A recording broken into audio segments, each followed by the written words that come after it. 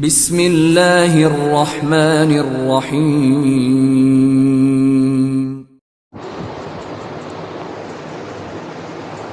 السلام عليكم ورحمة الله وبركاته. الحمد لله رب العالمين، والصلاة والسلام على أشرف المرسلين وعلى آله وصحبه وسلم. إن الحمد لله نحمده ونستعينه ونستغفره ونؤمن به ونتوكل عليه، ونعوذ بالله من شرور أنفسنا ومن سيئات أعمالنا. من يهده الله فلا مضل له ومن يضلله فلا هادي له، وأشهد أن لا إله إلا الله وحده لا شريك له، وأشهد أن محمدا عبده ورسوله. أما بعد، فيا أيها الناس أوصيكم عباد الله وإياي أولا بتقوى الله. قال الله تعالى: يا أيها الذين آمنوا اتقوا الله حق تقاته ولا تموتن إلا وأنتم مسلمون. وقال تعالى أيضا: يا أيها الناس اتقوا ربكم الذي خلقكم من نفس واحدة وخلق منها زوجها وبث منهما رجالا كثيرا ونساء، واتقوا الله الذي تساءلون به والأرحام إن الله كان عليكم رقيبا. وقال تعالى أيضا: يا أيها الذين آمنوا اتقوا الله وقولوا قولا سديدا يصلح لكم أعمالكم ويغفر لكم ذنوبكم، ومن يطع الله ورسوله فقد فاز فوزا عظيما. صدق الله العلي العظيم. قال نبينا صلى الله عليه وسلم: فإن الأصدق الحديث كتاب الله، وخير الهدي هدي محمد صلى الله عليه وسلم، وشر الأمور محدثاتها، وكل محدثة بدعة، وكل بدعة ضلالة، وكل ضلالة في النار. வார்த்தைகளில் சிறந்தது அல்லாஹ்வுடைய வார்த்தை என்றும், வழிகாட்டுதலில் சிறந்தது நபிகள் நாயகம் ஸல்லல்லாஹு அலைஹி வஸல்லம் அவர்களுடைய வழிகாட்டுதல் என்றும், காரியங்களில் மிக மிக கெட்டது மார்க்கத்தில் புதுமையை உண்டாக்குவது, ஒவ்வொரு புதுமையான காரியமும் வழிகேடுகள் அனைத்தும் உங்களை நரகில் கொண்டு போய் சேர்க்கும் என்று நமது நபி ஸல்லல்லாஹு அலைஹி வஸல்லம் அவர்கள் தங்களுடைய ஒவ்வொரு சொற்பொழிவிலும் இந்த மனித சமுதாயத்திற்கு ஞாபகப்படுத்தியதை இந்த நல்ல சந்தர்ப்பத்தில் இங்கு ஒன்று கூடியிருக்கின்ற உங்களுடைய சிந்தனையிலும் ஆரம்பமாக இந்த நபிமொழியை ஞாபகப்படுத்தி எனது உரையை ஆரம்பம் செய்கிறேன். அல்ஹம்துலில்லாஹ். கண்ணியமானவர்களே, அல்லாஹ் நல்லடியார்களே, அல்லாஹு தஆலா தன்னுடைய ஏகத்துவ கலிமாவை வைத்து வைப்பதற்காக வேண்டி இந்த உலகத்தில் எண்ணற்ற நபிமார்களையும் ரசூல்மார்களையும் அனுப்பி வைத்தான். அவர்கள் அனைவர்களுமே அல்லாஹுடைய கட்டளையின்படி அவரவர்களுக்கு அனுப்பப்பட்ட சமுதாய மக்களிடத்தில் அல்லாஹுடைய ஏகத்துவ கலிமாவை வைத்து வைத்தார்கள். அத்தனை நபிமார்கள் மீதும் ரசூல்மார்களின் மீதும் இறுதியாக வந்த நமது நபி ஸல்லல்லாஹு அலைஹி வஸல்லம் அவர்களின் மீதும் அவர்களுக்கு இறங்கிய இறை செய்தியை கண்ணால் கண்டும் காதால் கேட்டும் அப்படியே ஈமான் கொண்ட உத்தம சத்திய சஹாபாக்கள், சஹாபி பெண்மணிகளின் மீதும், அவர்களுக்கு பின் வந்த தாபீன்கள், தபா தாபீன்கள், இமாம்கள், நல்லோர்களின் மீதும், குறிப்பாக இந்த ஜும்மாவில் அல்லாஹ்வை பற்றியும் அவனுடைய தூதர் முஹம்மது நபி ஸல்லல்லாஹு அலைஹி வஸல்லம் அவர்களை பற்றியும் தெரிந்து கொள்வதற்காக வேண்டி இங்கு ஒன்று கூடியிருக்கின்ற உங்கள் மீதும் என் மீதும், உங்களது குடும்பத்தார் மீதும் எனது குடும்பத்தார் மீதும் அல்லாஹுடைய சாந்தியும் சமாதானமும் திரு பொருத்தமும் மன்னிப்பும் இன்றும் என்றென்றும் உண்டாவதாக என்று கூறி எனது உரையை ஆரம்பம் செய்கிறேன். அல்ஹம்துலில்லாஹ். கண்ணியமானவர்களே, அல்லாஹ் நல்லடியார்களே, அல்லாஹு தஆலா தன்னுடைய குர்ஆன் ஷரீஃபில் சில உதாரணங்களை கொண்டு சில வசனங்களை விளக்கி காட்டுவான்.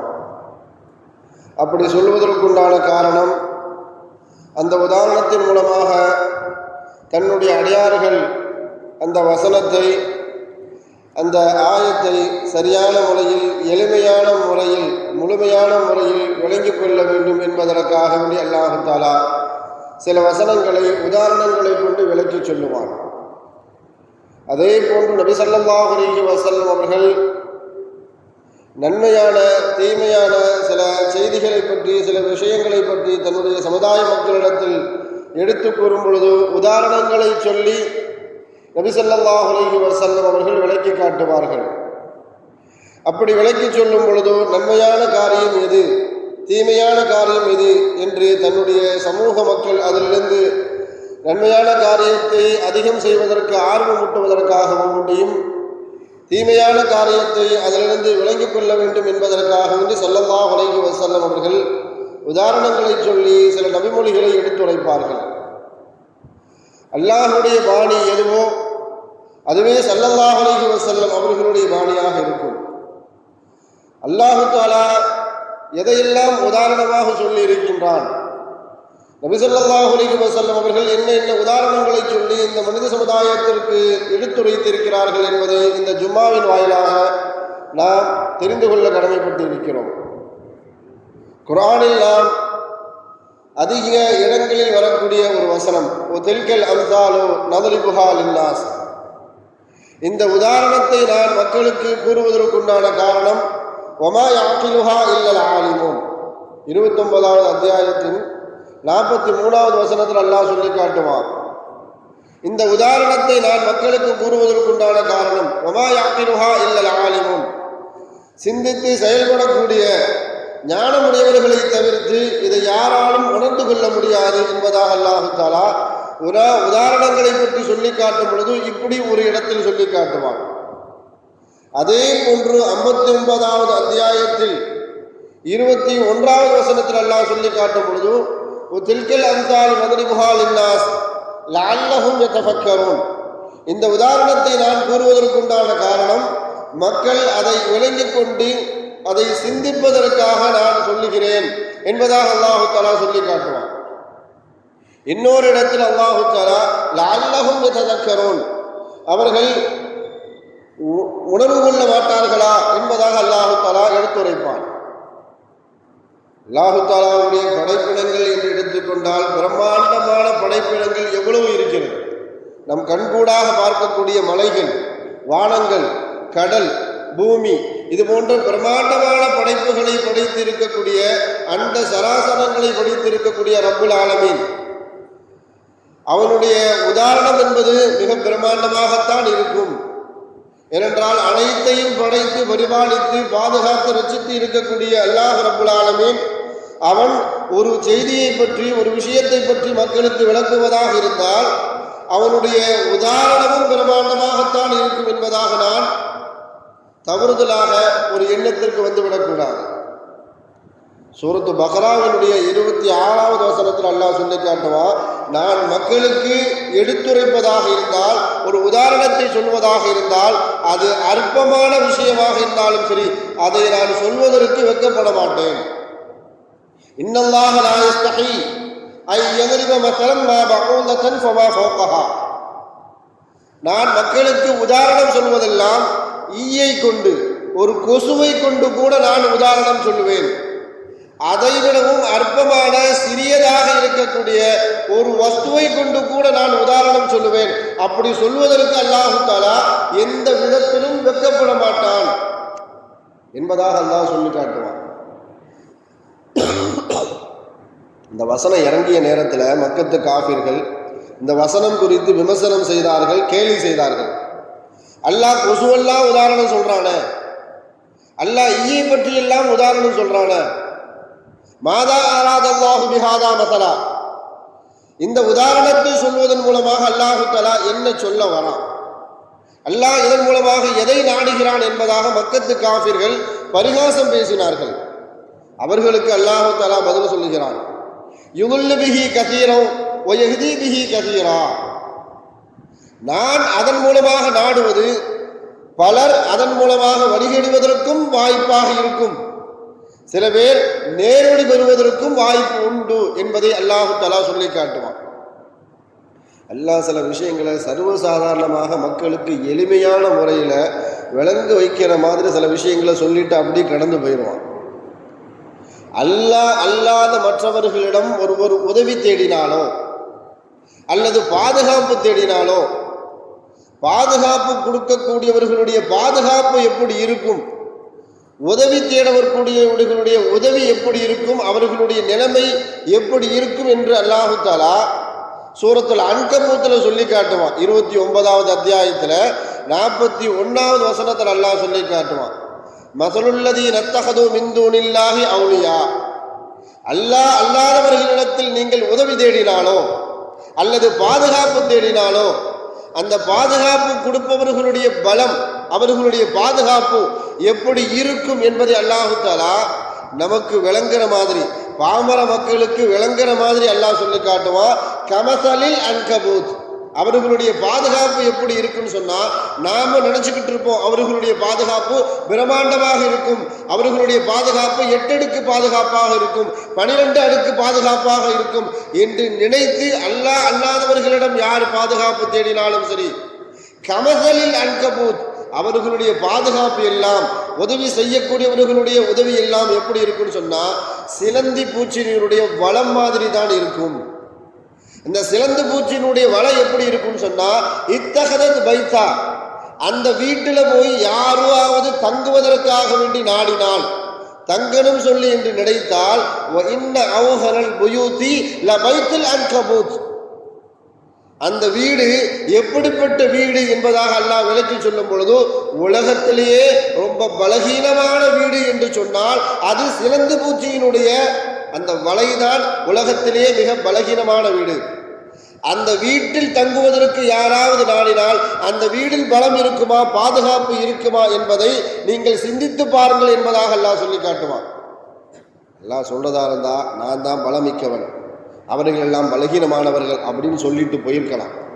ஆனால் அப்படி சொல்லாம அல்லாஹ் எப்படி சொல்லுவான்னு சொன்னா, தன்னுடைய பலத்தை சொல்லாமல் அவர்களுடைய பலகீனத்தை அல்லாஹ் தஆலா ஒரு சிலந்தி பூச்சியினுடைய வலைக்கு உதாரணமாக காட்டி அவர்களுடைய பலமும் அவர்களுடைய பாதுகாப்பும், அல்லாஹ் அல்லாதவர்களிடத்தில் நீங்கள் பாதுகாப்பு தேடினால் அவர்களுடைய பாதுகாப்பு உங்களுக்கு இப்படித்தான் இருக்கும் என்பதை அல்லாஹு தஆலா லேசான முறையில் சொல்லிட்டு கடந்து போயிடுவான்.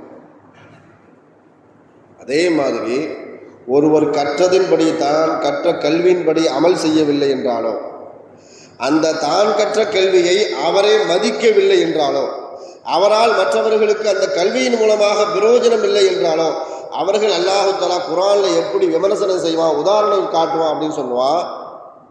கமசலில் ஹிமாரி யஹ்மிலு அஸ்ஃபாரா, பொதி சுமக்கக்கூடிய கழுதைக்கு அவர்கள் ஒப்பானவர்கள் என்பதை அல்லாஹ் சொல்லி காட்டுவான். யாராவது தரமான ஒரு கல்வியை படித்திருக்கிறார்கள், அந்த கல்வியை அவர்களே மதிக்கல, அந்த கல்வியின் மூலமாக அவர்களுக்கும் பிரயோஜனம் இல்லை, மற்றவர்களுக்கும் பிரயோஜனம் இல்லை அப்படின்னு சொன்னா, அவர்கள் வைத்திருக்கக்கூடிய கல்வி பொதி சுமக்கக்கூடிய கல்விக்குத்தான், கழுதைக்குத்தான் உதாரணம். ஏன்னா கழுதை மேல அழுக்கு துணியை ஏற்றி வச்சாலும் அது சுமக்கும், நன்றாக துவைத்த துணியை ஏற்றி வச்சாலும் அது சுமக்கும், மண்மூட்டையை ஏற்றி வச்சாலும் அது சுமக்கும், கல் மூட்டையை ஏற்றி வச்சாலும் சுமக்கும், கிதாபுகளை ஏற்றி வைத்தால் அது சுமக்கும், வேதங்களை அதன் மீது ஏற்றி வைத்தாலும் அது சுமந்து கொண்டு போகும். அதை பொறுத்த வரைக்கும் நம்ம மேல ஒரு மூட்டை இருக்குது அப்படி என்றுதான் நினைக்கவே தவிர்த்து, நம் மீது கிதாப் இருக்குது இதை இப்படி கொண்டு போகணும், நம் மீது கல் மூட்டை இருக்குது அதை அப்படித்தான் கொண்டு போகணும், அப்படி இல்லை. யாருடைய கல்வி மற்றவர்களுக்கு பிரயோஜனம் அளிக்கவில்லையோ, யாருடைய கல்வி அவரே அந்த கல்வியை மதிக்கவில்லையோ, அவர்களை பற்றி அல்லாஹ் குர்ஆன்ல சொல்லி காட்டும் பொழுது, கமஸலில் ஹிமார் யஹ்மிலு அஸ்ஃபாரா, பொதி சுமக்கக்கூடிய கழுதைக்கு ஒப்பானவர்கள் அவர்கள் என்பதாக அல்லாஹ் தஆலா சொல்லிட்டு போயிடுவான். உங்க கல்வியின் மூலமாக உங்களுக்கு பிரயோஜனம் இல்லை அப்படின்னு சொல்லக்கூடிய இடத்துல கூட அல்லாஹ் எப்படி சொல்லி காட்டான்னு சொன்னா, அவர்கள் கழுதைக்கு ஒப்பானவர்கள் என்பதாக அல்லாஹ் சொல்லி காட்டிட்டு போயிடுவான். யாராவது உலக ஆசையின் மீது அதிக மோகம் கொண்டவர்களாக இருந்தால், மறுமையை மறைத்து அதை ஒப்புக்கொள்ளாமல் உலக ஆசையின் பக்கமே பின்னாடி ஓடிக்கொண்டு இருப்பவர்களுக்கு அல்லாஹு தஆலா சொல்லக்கூடிய உதாரணம், நாக்க தொங்க போட்டு திரியக்கூடிய நாய்க்கு ஒப்பாக அல்லாஹ் சொல்லி காட்டுவான். ஃபமஸலுஹு கமஸலில் கல்பு, அவர்களுடைய உதாரணம் நாய்க்கு உதாரணம். அது எப்படிப்பட்ட நாயின்னு சொன்னா, இன் தஹ்மில் அலைஹி யல்ஹத் அவ் ததுருகுஹு யல்ஹத், இந்த நாய் எங்க ஏதாவது கிடைக்குமா கிடைக்காதா அப்படின்னு தெருவா நாக்க தொங்க போட்டு கொண்டு அலைகிற மாதிரி உலக ஆசையின் பக்கம் ஓடக்கூடியவர்கள் எல்லாம் நாக்க தொங்க போட்டுட்டு அலையக்கூடிய நாய்க்கு ஒப்பானவர்கள். அந்த நாய் எப்படிப்பட்ட நாய்னு சொன்னா, நீங்க விரட்டுனாலும் அந்த நாக்க தொங்க போட்டுட்டு தான் அலையும், நீங்க விரட்டா விட்டாலும் சும்மா விட்டாலும் அந்த நாய் அந்த நாக்கு தொங்க போட்டுட்டு தான் அலையும் என்பதாக அல்லாஹு தஆலா இப்படி ஒவ்வொரு விஷயத்தையும் உதாரணம் சொல்லி விளக்கும் பொழுது அந்த உதாரணம் நம் கண்ணுக்கு முன்னாடி வந்துட்டு போகிற மாதிரி அல்லாஹு தஆலா எளிமையான முறையில தன்னுடைய அடியாறுகளுக்கு சில விஷயங்களை, சில வசனங்களை, சில செய்திகளை உதாரணத்தின் மூலமாக விளக்கிட்டு அல்லாஹு தஆலா கடந்து போயிடுவான். இதே பாணியத்தான் ஸல்லல்லாஹு அலைஹி வஸல்லம் அவர்களும் கடைபிடிப்பார்கள். ஸல்லல்லாஹு அலைஹி வஸல்லம் அவர்கள் தன்னுடைய ஹதீஸுகளை, நபிமொழிகளை உதாரணத்தின் மூலமாக சொல்வதற்குண்டான மிகப்பெரிய ஒரு காரணமே அவர்களுடைய நபியாக அனுப்பப்பட்ட காலச்சூழல், எப்படிப்பட்ட மனிதர்களுக்கு அவர்கள் நபியாக அனுப்பப்பட்டார்கள் என்பதையும் நாம் சிந்திச்சு பார்க்கணும். அவர்கள் நபியாக அனுப்பப்பட்ட காலச்சூழலும் சரி, மனிதர்களும் சரி, மிகப்பெரிய படித்தவர்களோ பட்டம் பெற்றவர்களோ பட்டப்படிப்பு படித்தவர்களோ அல்ல, பாமர மக்கள், கிராமவாசிகள். அவர்களுக்கு உதாரணம் சொல்லி ஒரு விஷயத்தை விளக்கினா தான் அவர்களுக்கு விளங்கும். ஏன்னு சொன்னால் மொத்தத்திலேயே மக்காவில் வெறும் 14 பேர் தான் எழுத படிக்க தெரிந்தவர்கள். எழுத படிக்க தெரிந்தவர்கள் சொன்னால் பட்டம் படிப்பு டிகிரி முடித்தவர்கள் அல்ல, தன்னுடைய பேரை எழுத தெரியும், படிக்க தெரியும். அப்படிப்பட்ட வெறும் 14 பேர் இருக்கக்கூடிய அந்த சமூகத்தில், படிக்காத பாமர மக்கள் இருக்கக்கூடிய அந்த சமூகத்தில் ஸல்லல்லாஹு அலைஹி வஸல்லம் அவர்கள் தத்துவங்களை பேசிக் கொண்டிருந்தால் இஸ்லாம் இந்த அளவுக்கு வளர்ந்துடுவதற்கு வாய்ப்பே இல்லை. வெறும் கிராமவாசிகள் அவர்களுக்கு தகுந்த மாதிரி லேசான முறையில், எளிமையான முறையில் உதாரணத்தை சொல்லி ஒரு செய்தியை விளக்கினார்கள் என்று சொன்னால் அவர்களுக்கு அந்த உதாரணத்தை ஏற்றுக்கொள்வது மாத்திரமல்ல, அதை வாழ்வில் கடைபிடிக்க ஆரம்பித்தார்கள். ஸல்லல்லாஹு அலைஹி வஸல்லம் அவர்கள்ட்ட ஒரு கிராமவாசி வராரு, வந்து இஸ்லாத்தை ஏற்றுக்கொண்டார். யா ரசூலல்லாஹ், நீங்கள் சொல்லக்கூடிய கொள்கை எல்லாம் எனக்கு பிடித்திருக்கிறது, நான் இஸ்லாத்தை ஏற்றுக்கொள்கிறேன், ஆனால் ஒரு கண்டிஷன், விபச்சாரம் செய்கிறதுக்கு எனக்கு அனுமதி தரணும் அப்படின்னு சொல்கிறாங்க. நான் விபச்சாரம் செய்வேன், அதுக்கு மாத்திரம் நீங்கள் அனுமதி தரணும். ஆனால் அந்த மனிதர்கிட்ட ஸல்லல்லாஹு அலைஹி வஸல்லம் அவர்கள் விபச்சாரம் எவ்வளவு பெரிய பாவம் தெரியுமா, அது கல்லால் எரிந்து கொள்ற அளவுக்கு உண்டான பாவம் அப்படிலாம் சொல்லவே இல்லை. இல்லாட்டி நீ எஞ்சி போப்பா, நீ இஸ்லாத்துக்கு தகுதி இல்லவன் இல்லை அப்படின்னு விரட்டவும் இல்லை. அவருக்கு விளங்குற மாதிரி ஸல்லல்லாஹு அலைஹி வஸல்லம் அவர்கள் அவருடைய அறிவுக்கு உணர்த்துவத மாதிரி ஸல்லல்லாஹு அலைஹி வஸல்லம் அவர்கள் சில உதாரணங்களை சொன்னார்கள்.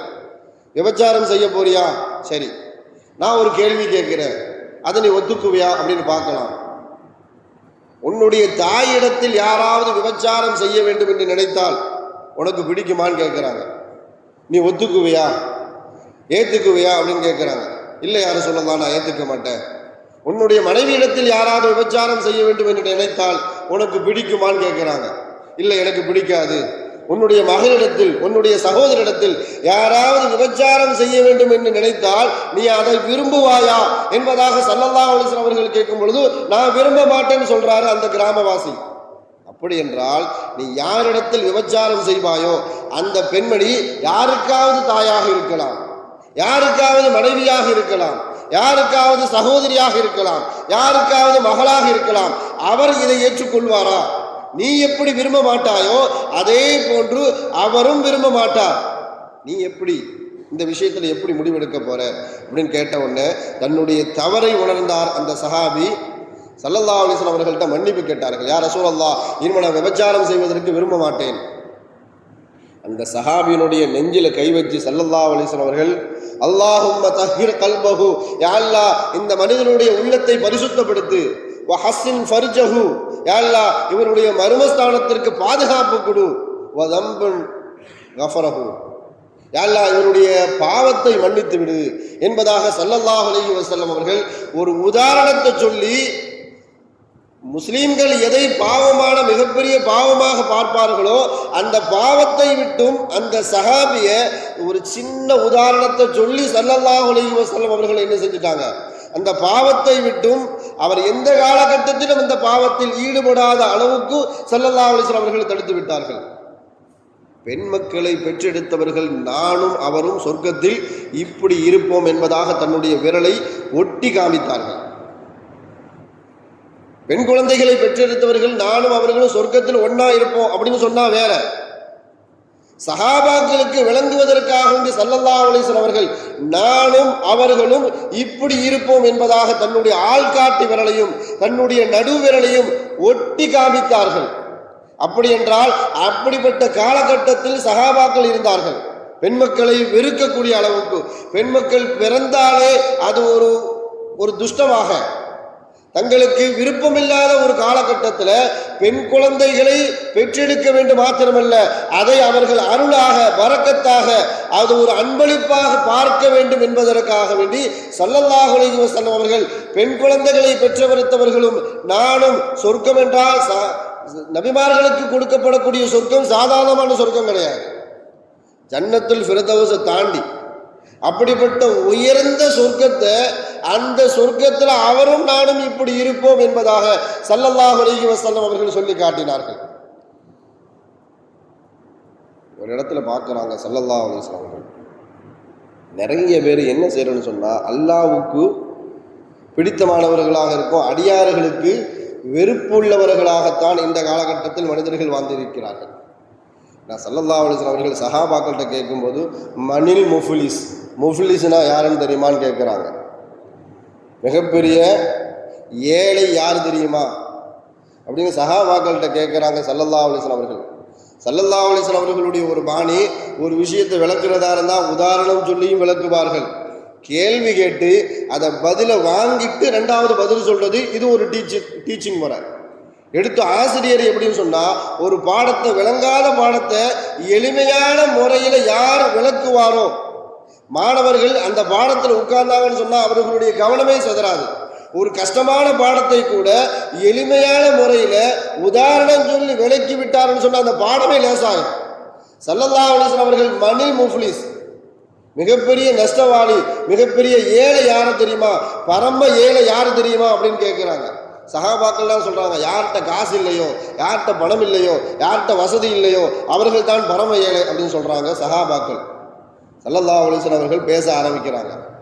முஃப்லிஸ்னா யாரு தெரியுமா, பரம ஏழைன்னா யாரு தெரியுமா, கியாமத்துல மலை அளவுக்கு நன்மைகளை கொண்டு வருவார் அல்லாஹ்வுடைய சன்னிதானத்திற்கு. மலை அளவுக்கு நன்மைகளை கொண்டு வரக்கூடியவர் அல்லாஹ்வுடைய சன்னிதானத்தில் நின்று கொண்டு நான் சொர்க்கத்திற்கு சென்று விடுவேன் என்ற ஆவலோடு இருக்கும் பொழுது பின்னாடி ஒருவர் வருவார், யா அல்லாஹ் இவர் எனக்கு அநீதம் செய்து விட்டார். அப்படி ஒவ்வொருத்தராக வருவாங்க. யா அல்லாஹ் இவர் என்னுடைய சொத்தை அபகரிச்சிட்டாரு, உலகத்தில் வாழும் பொழுது எனக்கு ரொம்ப இடைஞ்சல் செய்தாரு. இப்படி ஒவ்வொருவரும் அவர்களுடைய உரிமையான விஷயத்துல, அவர்களுக்கு அநீதமான விஷயத்துல, மோசடி செஞ்ச விஷயத்துல, இப்படி ஒவ்வொருவரா வந்து தங்களுக்கு உலகத்தில் இழைக்கப்பட்ட அந்த அநீதத்தை குறித்து, மோசடியை குறித்து அவர்களால் பாதிக்கப்பட்டவர்கள் அப்படி அணிவகுத்து நிற்கக்கூடிய நேரத்தில் அல்லாஹு தஆலா இவரிடம் இருக்கக்கூடிய நன்மைகள் எல்லாம் யாரெல்லாம் அல்லாஹ்விடத்தில் புகார் கொடுப்பதற்காக வேண்டி அல்லாஹ்வுடைய சன்னிதானத்திற்கு வந்தார்களோ அவர்களுக்கெல்லாம் அப்படி எடுத்து கொடுத்துக்கிட்டே இருப்பான். இவர் நன்மை காலியாகிட்டே இருக்கும். முழுமையாக நன்மை காலியானதற்கு பிறகும் இவரை பற்றி குறை கூறுவதற்காக வேண்டி இவரின் மீது அல்லாஹ்விடத்தில் புகார் கொடுப்பதற்குரிய அந்த பட்டியல், அந்த வரிசை நீளமாக நிற்கும். அதன் பிறகு வந்து சொல்லிக்கிட்டே இருப்பாங்க. அல்லாஹ்க்கு இவர்களிடம் இருந்து நன்மை எடுத்துக் கொடுப்பதற்கு வாய்ப்பில்லை. யார் அவர்களிடம் இருக்கக்கூடிய தீமைகளை, பாவங்களை இவர் மேலே எழுதப்பட்டுவிடும். ஸல்லல்லாஹு அலைஹி வஸல்லம் அவர்கள் சொல்லி காட்டினார்கள், முஃப்லிஸ்னா இவர் தான், பரம ஏழன்னா இவர் தான். ஏன்னு சொன்னா நன்மையை குவியலை கொண்டு வந்தவர் கடைசியில் பாவ மூட்டையை சுமந்து கொண்டு நரகத்திற்கு சொந்தக்காரராக ஆகிவிட்டார். இவரை விடவும் நஷ்டவாளி யாருமே இல்லை. ஸல்லல்லாஹு அலைஹி வஸல்லம் அவர்கள் சிம்பிளா சொல்லிடலாம், உலகத்தில் யாருக்கும் அநீதம் செய்யாதீர்கள், உலகத்திற்கு யாருக்கும் மோசடி செய்யாதீர்கள் அப்படின்னு சொன்னா வேற. ஆனால் ஸல்லல்லாஹு அலைஹி வஸல்லம் அவர்கள் ஒரு கேள்வியை கேட்டு அந்த கேள்வியின் மூலமாக சஹாபாக்களிடத்திலிருந்து பதிலை வாங்கி கொண்டு அதன் பிறகு பரம ஏழை என்றால் யார், அவருடைய நிலைமை கியாமத்தில் எப்படி இருக்கும், அல்லாஹ்வுடைய சன்னிதானத்தில் எப்படி இருப்பார், அவரை பற்றி புகார் கொடுக்கக்கூடியவர்கள், இவரினால் பாதிப்பு அடைந்தவர்கள் எப்படி வரிசை கட்டி நிற்பார்கள் என்பதாக ஸல்லல்லாஹு அலைஹி வஸல்லம் அவர்கள் ஒரு உதாரணத்தை கூறி சொன்ன நேரத்தில் சஹாபாக்களுக்கு அது அப்படி விளங்கிருச்சு. ஏன்னா கியாமத்து நாளில் 3 விதமான ஏடுகளை அல்லாஹு தஆலா கொண்டு வந்து வைப்பான். முதல் ஏடு காஃபிர்களை பற்றி உண்டான ஏடு. அல்லாஹ் அதை தொட்டு கூட பார்க்க மாட்டான். என்ன, அவர்கள் நிரந்தர நரகவாதிகள், நரகத்திற்கு செல்லக்கூடியவர்கள். 2வது ஏடு அல்லாஹுடைய கடமைகளில் அப்படி ஐக்கிய நீக்கா பாவத்தை செய்திருப்பார்கள், அல்லாஹுடைய வழிபாடுகளில் வணக்க வழிபாடுகளில் குறைகளை செய்திருப்பவர்கள். இதில் அல்லாஹு தஆலா மன்னிக்கிறதுக்கு அதிகமான வாய்ப்பு இருக்குது. 3வது ஒரு ஏடு இருக்குது, அடியார்களுக்கு செய்யக்கூடிய கடமைகளில் யாராவது தீமையோ மோசடியோ அநீதமோ செய்திருந்தால் அவர் மன்னிக்காத வரைக்கும் அல்லாஹ் மன்னிக்க மாட்டான். அவரிடமிருந்து மன்னிப்பை வாங்கி கொண்டு வராத வரைக்கும் அல்லாஹ்விடத்திலிருந்து மன்னிப்பே கிடைக்காது. நம்மளுடைய எண்ணம் எப்படின்னு சொன்னா, ஒழுங்கா தொழுதுட்டோம், ஒழுங்கா ஹஜ்ஜு செஞ்சுட்டோம், ஜகாத் கொடுத்துட்டோம், எல்லா விதமான இபாதத்துகளையும் ஈடுபட்டு விட்டோம். ஆனா வீட்டில் போனா சண்டை, மனைவி கூட சண்டை, பிள்ளைகளோடு சண்டை, பக்கத்து வீட்டோடு சண்டை, மகல்லால சண்டை, வெளியூருக்கு எங்க சென்றாலும் அங்க பஸ்ல சண்டை, ட்ரெயின்ல சண்டை, ஹஜ்ஜுக்கு போனாலும் காபால வச்சு சண்டை. இப்படி பார்க்கிறவர்களிடத்தில் எல்லாம் எல்லா இடத்திலும் முகஸ்துதியோடு அதே மாதிரி வெறுப்புணர்வோடு யார் நடந்து கொண்டாலும் அல்லாஹ் பாதுகாக்கணும், இவர்களால் சொர்க்கம் செல்ல முடியாது. இப்படிப்பட்ட ஏடுகளை வைத்துக் கொண்டு அல்லாஹ் காத்துக்கிட்டு இருப்பான். அவரிடம் நீ மன்னிப்பு கேட்காத வரைக்கும் நான் உன்னை மன்னிக்க மாட்டேன். வியாபாரம் செஞ்சா அதுல மிகப்பெரிய ஒரு மோசடி. ஸல்லல்லாஹு அலைஹி வஸல்லம் அவர்கள் சொல்லி காட்டும் பொழுது அல் ஹலாலு பையின் அல் ஹராமு பையின், ஹலால் எதுன்னு தெளிவா சொல்லியாச்சு, ஹராம் எதுன்னு தெளிவா சொல்லியாச்சு, பைனகுமா முஸ்தபிஹாத், அதுல மத்தியில் இருக்கக்கூடிய சில சந்தேகங்கள் இருக்குது. அந்த சந்தேகத்தின் பக்கம் கூட நீங்க என்ன செய்யாதீங்க, இது ஹராமா இருக்குமோ அப்படின்னு சந்தேகம் வந்துட்டாலே அதன் பக்கம் நெருங்காதீங்க. நாம என்ன செஞ்சுட்டு இருக்கோம்னு சொன்னா, இது இவன் வீட்டு தோட்டம், இது இவன் வீட்டு தோட்டம், நடுவுல நம்ம தோட்டம் இருக்குது, எல்லாருமே சுத்தி வேலி போட்டிருக்கிறாங்க, இதற்குள்ள நம்ம ஆடையோ மேய்ச்சி விட்டோம்னு சொன்னா பிரச்சனை இல்லை. அதே மாதிரி ஹலாலான சம்பாதிக்கக்கூடிய விஷயத்துல அல்லாஹு தஆலா ஒரு எல்லை, இது ஹராம் இது ஹலால், நடுவுல இருக்கிறத எது உனக்கு தெளிவா தெரியுதோ அதுல அப்படியே மேய்ஞ்சிட்டு போயிட்டே இருக்கு. நாம என்னன்னு சொன்னா இந்த எல்லை வரைக்கும் நாம பார்த்துட்டு இருக்கிறோம். ஹராமுக்கு அவ்வளவான இடம் இருக்குது, இப்படி ஓரமா அப்படி மேய்ஞ்சிட்டு போயிடலாம் அப்படின்னு நினைச்சு கடைசியில ஹராமில் போய் விழுந்துடுறோம்.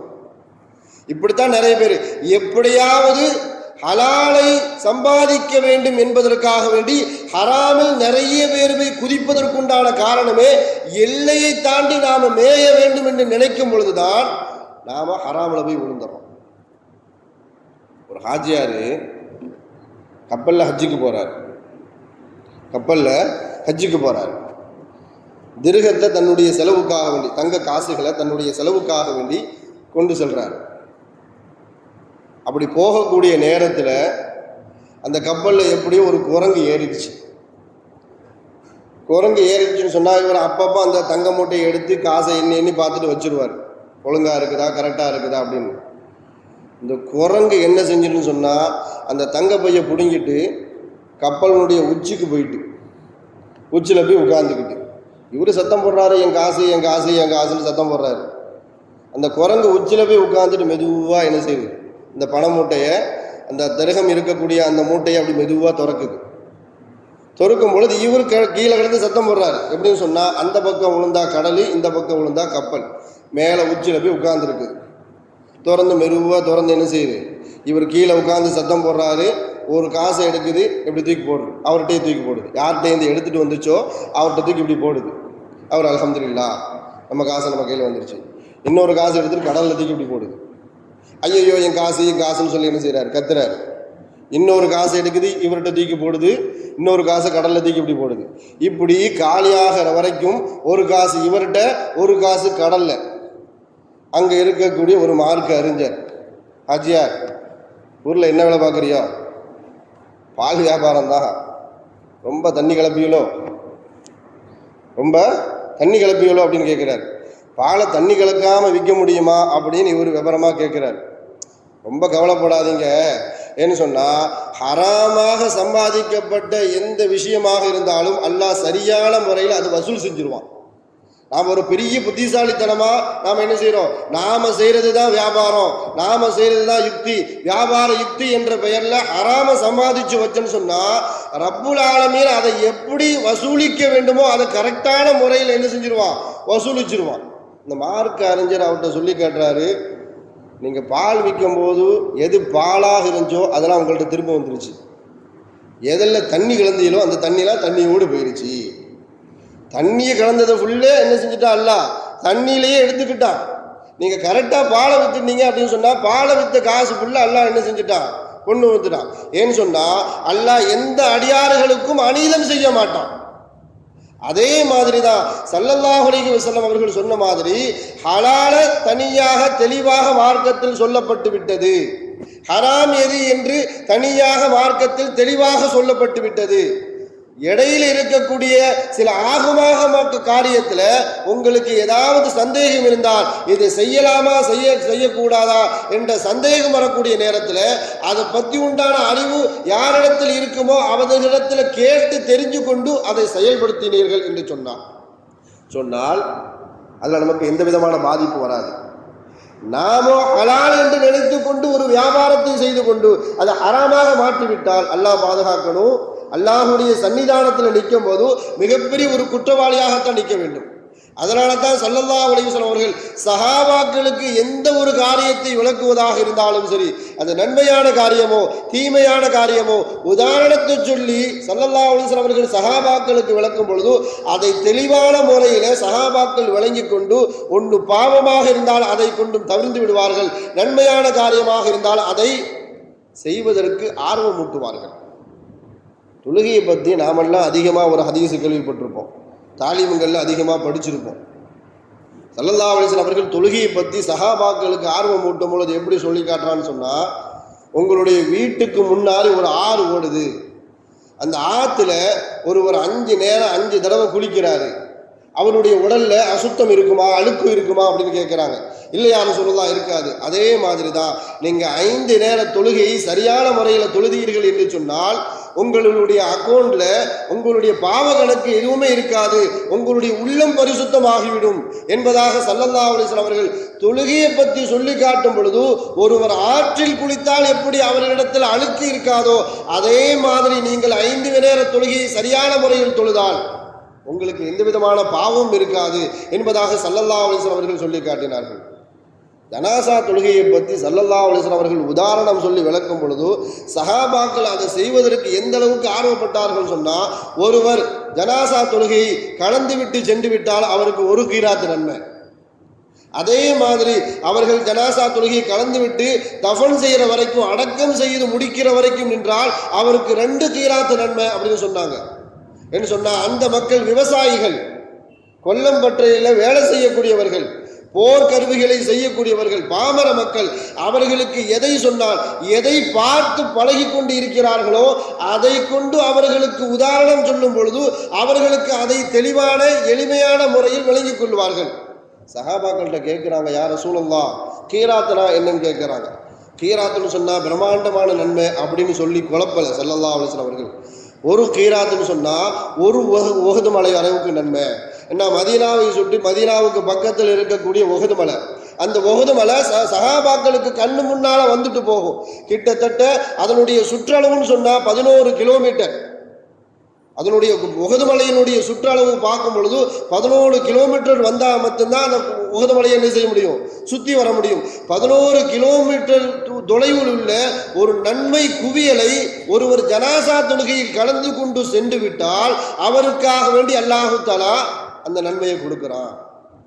ஜனாசா தொழுகையில் மாத்திரம் கலந்து கொண்டவர்களுக்கு தஃபன் செய்து முடிக்கிற அளவுக்கு ஒருவர் கலந்து கொண்டார், 22 கிலோமீட்டர் நன்மை, 2 உஹது மலை நன்மை அல்லாஹு தஆலா கொடுக்கிறான் என்பதாக ஸல்லல்லாஹு அலைஹி வஸல்லம் அவர்கள் எதை பார்த்து பழகி கொண்டு இருக்கிறார்களோ சஹாபாக்கள், அந்த சஹாபாக்களுக்கு விளங்குற மாதிரி எளிமையான முறையில் ஸல்லல்லாஹு அலைஹி வஸல்லம் அவர்கள் உதாரணத்தை சொல்லி விளக்கினார்கள்.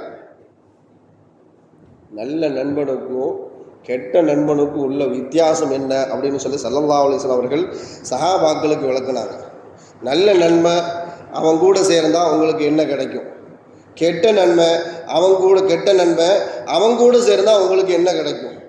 ஒருவர் அர்த்தரிவித்து கொண்டு அலைகிறார், அவரோடு நீங்கள் சேர்ந்தால் அவர் உங்களுக்கு நறுமணத்தை தருவார். இது நல்ல நண்பனுக்கு உண்டான வித்தியாசம். நல்ல நண்பனுக்கு ஸல்லல்லாஹு அலைஹி வஸல்லம் அவர்கள் அத்தரை உதாரணமாக காட்டுகிறார்கள். அத்தர் விற்கக்கூடியவர்களை உதாரணமாக காட்டுகிறார்கள். நீங்க அவர் கூட சேர்ந்தீங்க அப்படின்னு சொன்னா அவர் உங்களுக்கு அத்தரை தரலாம், அல்லது அவர் கூட உட்கார்ந்ததுனாலேயே உங்களுக்கு என்ன செய்யும், அந்த நறுமண வாடம் உங்களுக்கு கிடைக்கும். அதாவது நன்மையான குணங்கள், நல்ல குணங்கள் அவரிடத்தில் இருந்து நீங்கள் பெற்றுக்கொள்ளலாம்.